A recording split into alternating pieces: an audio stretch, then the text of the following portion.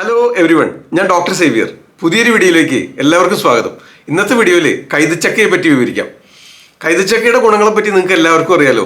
ദഹനശക്തി വർദ്ധിപ്പിക്കാൻ ഒന്നാന്തരം സംഗതിയാണ്.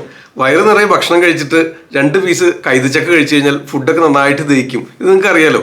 ഇത് സാധിക്കുന്നത് എങ്ങനെയാണെന്ന് വെച്ചാൽ ഇതിൽ അടങ്ങിയിട്ടുള്ള ആൻറ്റി ഓക്സിഡൻസ് ഫ്ലവനോയിഡ്സും ഫിനോലിനിക് ആസിഡും ഈ 2 ആൻറ്റി ഓക്സിഡൻസ് ഇതിലുള്ളത് കൊണ്ട് ഫ്രീ റാഡിക്കൽസിനെ നിയന്ത്രിച്ച് നിർത്തുന്നതിനോ ഇല്ലാതാക്കുന്നതിനോ സഹായിക്കുന്നു.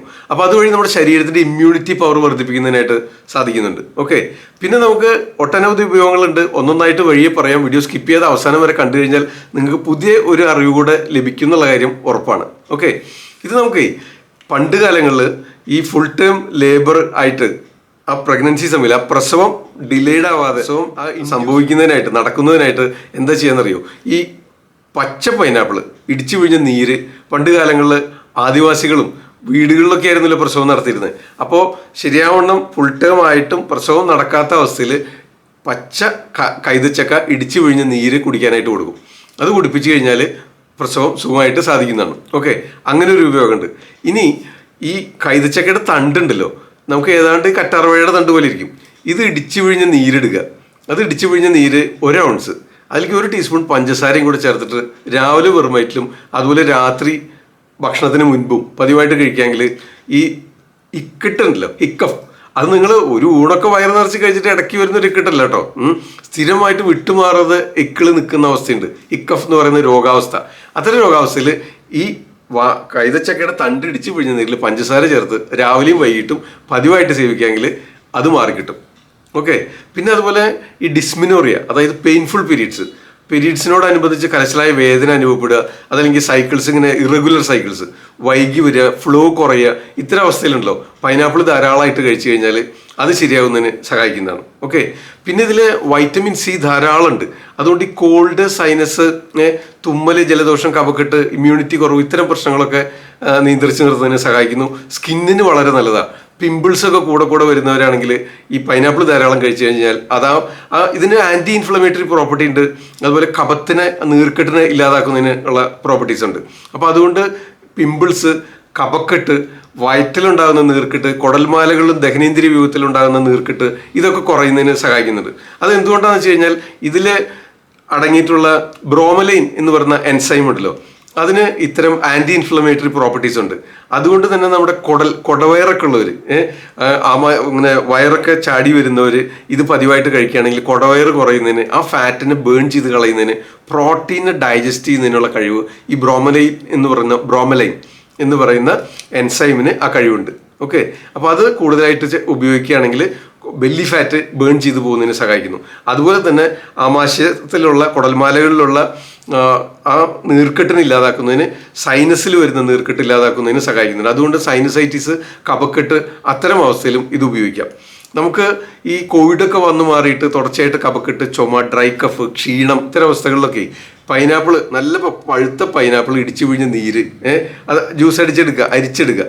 അതിലേക്ക് സമ അളവിൽ ചെറിയ അടലോടകം, അതിനെ പറ്റി നമ്മൾ മുമ്പ് ഒരു വീഡിയോ ചെയ്തിരുന്നു. അതിൻ്റെ ലിങ്ക് ഇവിടെ ഐ ബട്ടണിൽ കൊടുക്കാം. മുമ്പ് വീഡിയോ കാണാത്തവരുണ്ടെങ്കിൽ കാണാവുന്നതാണ്. ഓക്കെ, അപ്പോൾ ചെറിയ അടലോടകത്തില ഇടിച്ചു പിഴിഞ്ഞ നീരും പൈനാപ്പിളിൻ്റെ നീരും, പഴുത്ത പൈനാപ്പിളിൻ്റെ നീരും സമമായിട്ട് എടുക്കുക. എന്നിട്ട് അതിലേക്ക് നല്ല തെങ്ങിൻ ചക്കര ചേർത്ത് ചെറുതീകരിച്ച് കുറുക്കി എടുത്തിട്ട് ഇങ്ങനെ പാനി പോലെയാക്കി സൂക്ഷിച്ചിട്ട് അത് ഓരോ ടേബിൾ സ്പൂൺ കാലത്തും രാത്രിയും ഭക്ഷണം കഴിഞ്ഞിട്ട് കഴിക്കുകയാണെങ്കിൽ ഈ കഫക്കെട്ടും ക്ഷീണവും ഒക്കെ മാറുന്നതിന്, ആ സൈനസ് അവിടെയൊക്കെ ഉണ്ടാകുന്ന കഫക്കെട്ട് കുറയുന്നതിന് സഹായിക്കും. ഓക്കെ, അപ്പോൾ ഇതിൽ വൈറ്റമിൻ സി ധാരാളമുണ്ട്, വൈറ്റമിൻ ബി ഉണ്ട്, അതുപോലെ മഗ്നീഷ്യം ധാരാളമായിട്ട് അടങ്ങിയിട്ടുണ്ട്. അതുകൊണ്ട് ബോൺ ഹെൽത്തിനൊക്കെ വളരെ നല്ലതാണ്. പല്ലുകളുടെ കേടുവരാതിരിക്കുന്നതിന്, നഖമൊക്കെ ഇങ്ങനെ വിണ്ട് കീറി പോവുക, അതിലിങ്ങനെ നഖം ഇങ്ങനെ പീൽ ചെയ്ത് വരിക, അതുപോലെ മുടിവേരുകൾക്ക് ബലം നൽകുന്നതിന് ഇതൊക്കെ നല്ലതാണ്. ഇത്തരം അവസ്ഥ നഖത്തിനും പല്ലിനും മുടിക്കും മുടിവേരുകൾക്കും ഉറപ്പ് നൽകുന്നതിന് ഒന്നാന്തര സംഗതിയാണ്. ഓക്കെ, അത് എന്തുകൊണ്ടാണെന്ന് വെച്ച് കഴിഞ്ഞാൽ ഇതിൽ ഈ വൈറ്റമിൻ ബി ഉണ്ട്, ബീറ്റാ കരോട്ടിൻ എന്ന് പറയുന്ന സംഗതിയുണ്ട്, വൈറ്റമിൻ സി ഉണ്ട്, വൈറ്റമിൻ എ അടങ്ങിയിട്ടുണ്ട്. വൈറ്റമിൻ എ ഉണ്ടാകുന്ന എങ്ങനെയാണെന്ന് വെച്ചാൽ ഈ ബീറ്റാ കരോട്ടിൻ നമ്മുടെ ശരീരത്തിൽ ചെന്ന് കഴിയുമ്പോൾ വൈറ്റമിൻ എ ആയിട്ട് മാറും. ഓക്കെ, പ്രവർത്തനങ്ങൾ വഴി, പ്രതിപ്രവർത്തനം വഴി ബീറ്റാ കരോട്ടിൻ വൈറ്റമിൻ എ ആയിട്ട് മാറുന്നു. അത് ഇത്തരം സംഗതികൾക്കൊക്കെ ഉപകാരപ്പെടുന്നു. അപ്പോൾ വൈറ്റമിൻ സി ധാരാളം ഉള്ളതുകൊണ്ട് സ്കിന്നിനും വളരെ നല്ലതാണ്. ക്ഷീണം ഇല്ലാതിരിക്കുന്നതിനും, ഈ അലർജിക് റൈനൈറ്റിസ്, തുമ്മല്, ജലദോഷം, കഫക്കെട്ട് ഇത്തരം അവസ്ഥയിലും ഇത് ഗുണം ചെയ്യും. ഓക്കെ, അങ്ങനെ ആന്റി ഇൻഫ്ലമേറ്ററി പ്രോപ്പർട്ടീസ് ഉണ്ട്. ക്യാൻസറിനെ പ്രതിരോധിക്കുന്നതിന് സഹായിക്കുന്നു, ഇമ്മ്യൂണിറ്റി വർദ്ധിപ്പിക്കുന്നതിന് സഹായിക്കുന്നു. ഇതുപോലെ എക്കിട്ടം പോലുള്ള രോഗാവസ്ഥകൾ നമുക്ക് പൈനാപ്പിളിന്റെ തണ്ടിടിച്ച് പിഴിഞ്ഞ നീര് പഞ്ചസാര ചേർത്ത് കഴിക്കാം.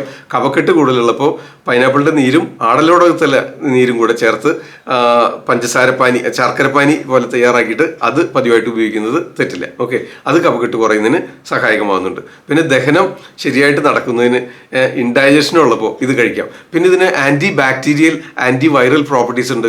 അപ്പോൾ അതുകൊണ്ട് വിരശല്യം ഇല്ലാതാക്കുന്നതിന് കുട്ടികൾക്കൊക്കെ പൈനാപ്പിൾ കൊടുക്കുകയാണെങ്കിൽ വിരശല്യം ഇല്ലാതിരിക്കുന്നതിന് സഹായിക്കും. ഓക്കെ, ഇങ്ങനെ ഒട്ടനവധി ഗുണങ്ങളുണ്ട്.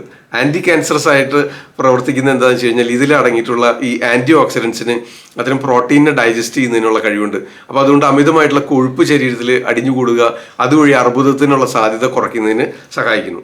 പിന്നെ മറ്റൊരു ഗുണമുള്ളത് രക്തം, ബ്ലഡ് തിന്നിങ് പ്രോപ്പർട്ടീസ് ഉണ്ട്. അപ്പോൾ അതുകൊണ്ട് രക്തം കട്ട പിടിക്കുക, അത്തരം ഇപ്പോൾ നമുക്ക് ഈ ഹാർട്ടിൻ്റെ സർജറി ഒക്കെ കഴിഞ്ഞ് ഈ ആസ്പിരിനൊക്കെ കഴിക്കുന്നവരില്ലേ, ബ്ലഡ് തിന്നിങ്ങിനായിട്ട്, അത്തരം സംഗതികൾ കഴിക്കുന്നവർ പൈനാപ്പിൾ കൂടുതലായിട്ട് കഴിക്കുകയാണെങ്കിൽ ബ്ലഡിൻ്റെ, രക്തത്തിൻ്റെ ഫ്ലോ ഉറപ്പാക്കുന്നതിന് ബ്ലഡ് തിന്നിങ് പ്രോപ്പർട്ടീസ് ഉള്ളതുകൊണ്ട് സാധിക്കുന്നു. അപ്പോൾ അതുകൊണ്ട് തന്നെ ഹൃദയാഘാത സാധ്യത കുറയുന്നുണ്ട്, അതിനും ഇത് സഹായകമാണ്.